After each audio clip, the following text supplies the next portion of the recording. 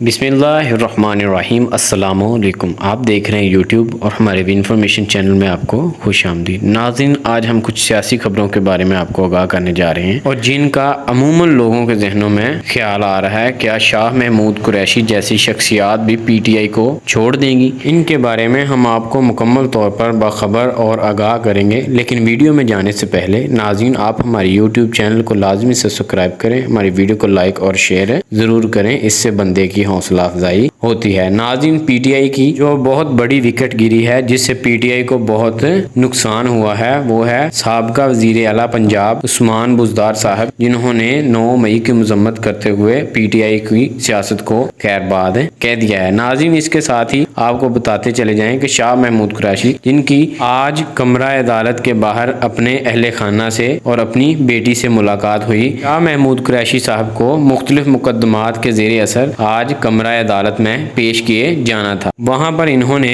اپنی بیٹی کو کچھ پیغامات دیے۔ بعد میں سوشل میڈیا پر ان کی بیٹی نے ان کے پیغامات کو مکمل طور پر نشر کیا، جس میں انہوں نے بتایا کہ شاہ محمود قریشی نے کہا کہ وہ پی ٹی آئی کے ساتھ مکمل طور پر اور پر اعتماد طریقے سے کھڑے ہیں، وہ کبھی بھی پی ٹی آئی کو چھوڑ کر نہیں جائیں گے۔ ناظرین، آپ کو ہماری ویڈیو کیسی لگی؟ اپنی رائے کا اظہار کمنٹ سیکشن میں ضرور دیں اور ہمارے یوٹیوب چینل کو لازمی سے سبسکرائب کریں تاکہ آنے والی ویڈیوز کے بارے میں مکمل طور پر بر وقت انفارمیشن حاصل ہو سکے۔